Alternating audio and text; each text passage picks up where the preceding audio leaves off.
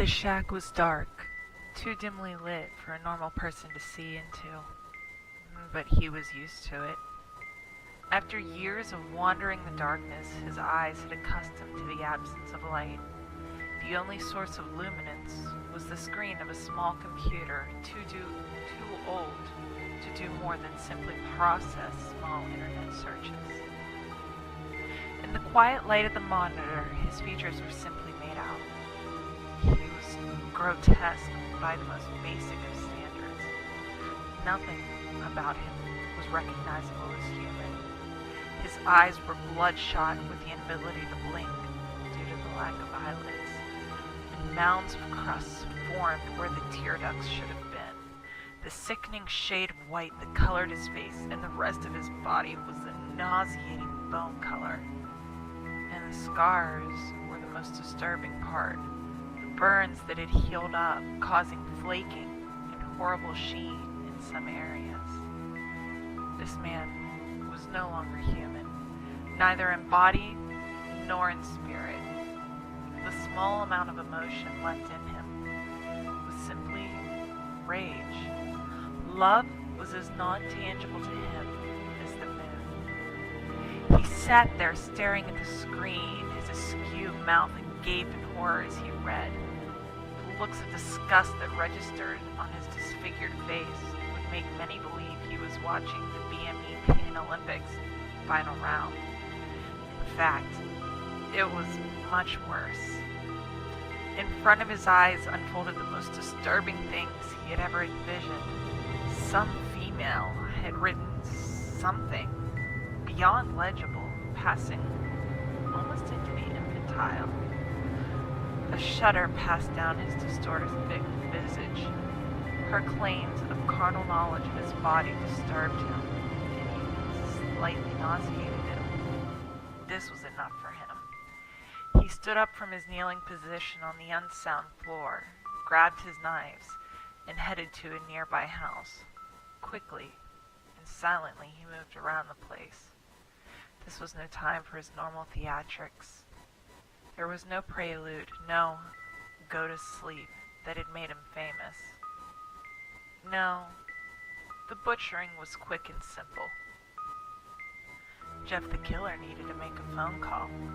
The situation was out of hand. Take him down! She screamed at the top of her lungs at the television set in front of her. Almost as disturbing to look at, Jane could care less. Any more, that is. All those years ago, she would have killed Jeff given half of a chance. These days, however, she rarely ever ventured into the daylight. Her marred beauty no longer bothered her in the way it once had. Now she sits around during the day watching pro wrestling. For some reason, she had got it into her head that she could find a possible new rival there. Reconciling her differences with Jeff had left her completely bereaved of an opponent worthy of her talents. All because they had tried to hook up a couple years ago. Jane nearly choked on her soda at the thought of the travesty. The ringing of a phone snapped her out of the thoughts. City Morgue, you stabbed them, we slapped them. How can I take your order today? She answered the phone laughing. What the hell? The voice on the other end quizzed. Did you take some kind of fucked up happy pills today? Jane's eyes narrowed as she growled into the receiver. Listen here, you charred briquette.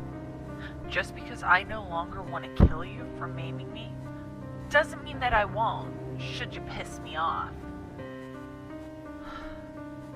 Jane sighed. She just wanted to be a whimsy. Is that so wrong? Blah, blah, blah. I have something that we need to take care of, and as soon as possible, if you don't mind. Jeff was exasperated.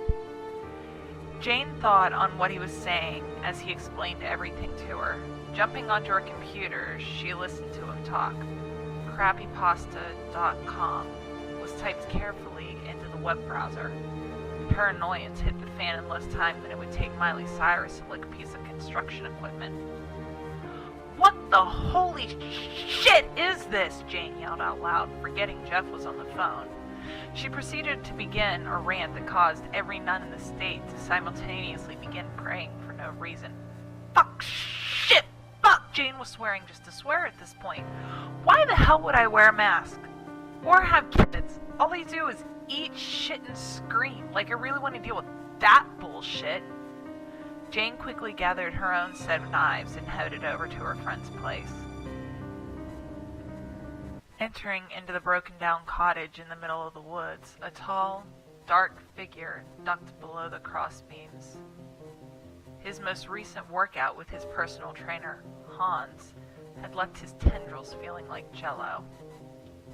Slender Man sat down in his lazy boy chair and just propped his feet up when there was a banging on the door. Sighing, he stood up and dragged his sore, overly long limbs to the door. Standing there at the crumbling entrance was Jeff and Jane, both looking utterly pissed off. Yo, Slendy, my man, we got a major problem, Jeff started off right away.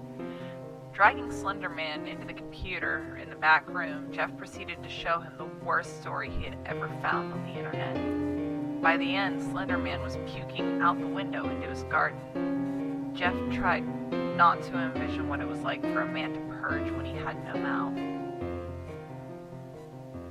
After a while, the three of them sat in a circle discussing how they were going to deal with their problems. And it was decided that they would all target an author to destroy. The method of destruction would correlate directly to the offense that was written. Jane stood outside her target's house. A 15-year-old female who had felt it was okay to tell a story in which she inserted herself into the Jeff, Jane, the killer world. Jane's inner grammar Nazi began to emerge, and the girl's complete lack of commas had her seeing red. Having made sure the girl's parents had left the house, Jane snuck in, climbing the stairs slowly. Careful not to creak, she made her way to the female's room. Carefully, she looked into the crack of the door, and the girl was typing away on her keyboard. Jane decided to drop the quiet approach and kicked in the door. The girl's head whipped around. The second her eyes registered the form before her, the squeal of excitement escaped her adolescent lips. Oh my God! The girl was jumping up and down on the computer chair and began to jump around the room. Jane looked around the room in abject horror. Every wall was plastered with fan-rendered images of her and Jeff, some naked, some in compromising positions. An agitation quickly replaced the disgust, and as quick as lightning, Jane pulled out some rope. The girl didn't even seem to notice what was going on. She was still in random taco middle school mode. Her ramblings were too fast to make any sense. Something about wanting to get Jeff's phone number off of her so she could rub it in the face of her besties. Jane snapped and trussed the girl up faster than a cowboy at a hog tying contest. Standing back, she admired her handiwork. Then she grabbed the keyboard off the computer desk. The girl started crying, a thing that Jane pointedly ignored. Pulling out her knife, she popped a key off the keyboard. Do you know what the most used letter in the English language is? She started giggling at the girl. It's the letter E! Jane screamed in her face, forcing the key down the girl's throat. You see, when people completely ignore the basic construct of the English language, I get a little bit testy. You use question marks when you ask a fucking question, dipshit. The question mark key was the next to be stuffed down to the girl's gullet. One by one, Jane shoved every key down the girl's throat, forcing her to literally eat the words she had butchered then published on the internet. Taking the now barren keyboard, she pulled it back and smacked it across the girl's face. The girl sat there crying, blood trickling from the corner of her mouth and snot dripping from her nose. Her stomach was horribly distended and she was having difficulties breathing. She looked up at Jane, trying to speak, but was met with cold, heartless eyes. Jane grabbed her knife and slowly made her way over to the broken girl. Her smile was sadistic, lopsided with the uneven pool of burn and scarred muscle on her face. With a thrust, she drove the knife into the girl's stomach, slicing it open. The eaten keys poured out. By now, the girl only had moments left. She was unable to cry, let alone speak. Jane stood there smiling at her, watching as the light faded from her eyes. Turning around, she grinned evilly at the webcam that was mounted on the desktop monitor. The face on the screen stared in sheer terror. "Pass on the literature lesson," Jane said, and turned and walked out of the room. Jeff sat out in the tree outside his victim's house. The girl he was hunting was a 14-year-old who had created horrible stories about sleeping with him. The shudder ran along his spine and almost dislodged him from his tree. She walked into the room without looking around or even gazing out of the window. Letting out a sigh, she closed the door behind her. When Jeff saw what was behind the door, he almost fell out of his tree again. There, mounted on the back of the door, was a life-size manga poster of him. With no pretense, he dove through the glass window, scaring the shit out of the girl. She screamed for her mom, but what she didn't know is that Jeff had already silenced her family. "You want to be beautiful, like me, right?" Jeff asked the girl, doing his best to sound romancy. The girl struggled, then her eyes opened wider. The horrid visage in front of her was nothing that she had ever fantasized about. His bleached white face made her want to retch. The bile raising up into her throat was stopped by the hand that was wrapped around her larynx. "See, girl, you wanted to look like me. Now you will." "Just like me." He pushed her out of the window into the kiddie pool he had filled with bleach, laughing maniacally. "Just like me, girl. You will be forever beautiful." Just saying the words, Jeff wanted to wash his mouth out with soap. God! Who would want a 15-year-old girlfriend? He hated 15-year-olds when he was 15, and nothing had changed after all these years. Looking out the window, he saw the girl floundering in the bleach pool. Looking disinterested, he lit and dropped the Zippo lighter into the pool, and it instantly went up in flames. The girl screamed for a few moments before going silent. "Oops, I think I might have overcooked the lamb." Jumping out, he grabbed onto the tree and climbed down. He looked down at the girl. She was burnt to a crisp, yet somehow still breathing. The girl tried to smile up at him, but failed. "Am I beautiful now?" Jeff recoiled. This was definitely not the reaction he was hoping for. "What is it with girls these days? Why won't you die already?" He huffed at her. "Because I love you, Jeff. I want to be with you forever. I want to have your children." She tried to sit up and reach towards him, which should have been impossible. But this is a story, so why the hell not? Jeff tilted his head back, laughing until he was gasping for breath.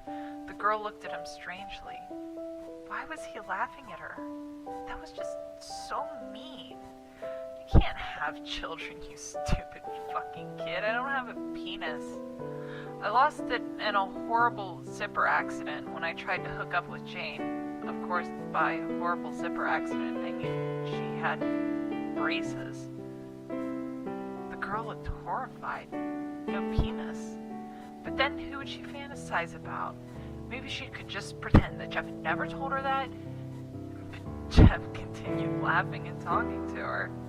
"And what makes you think I want a prepubescent teenager anyways? Look, I'm a sociopath, not a pedophile. Not to mention, I don't really dig pizza faces.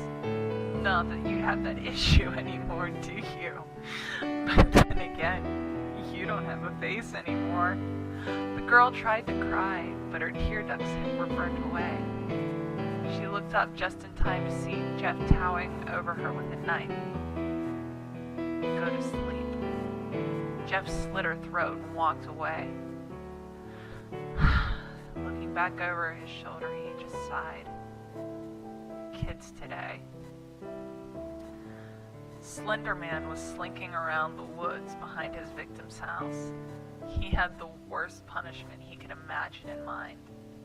He picked up the bucket at his feet and blended into the shadows. He began to head towards his target.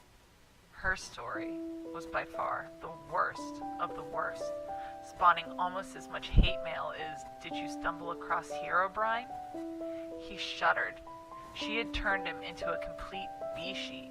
Damn it, how hard was it to figure out he was gay? Why on earth would he want a girl, let alone breed with one? He was halfway across the lawn when he was stopped by a set of headlights. He froze. That was a Mustang. Oh, shit.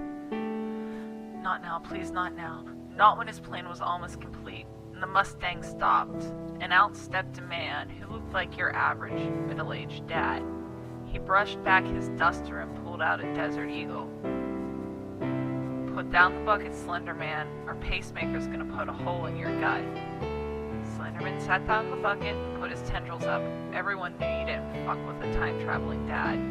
He was the coolest dad ever. And chances are if you did, Yossarian would tear you a new asshole in the comments. Slendy, you know using Legos for this author is just going too far.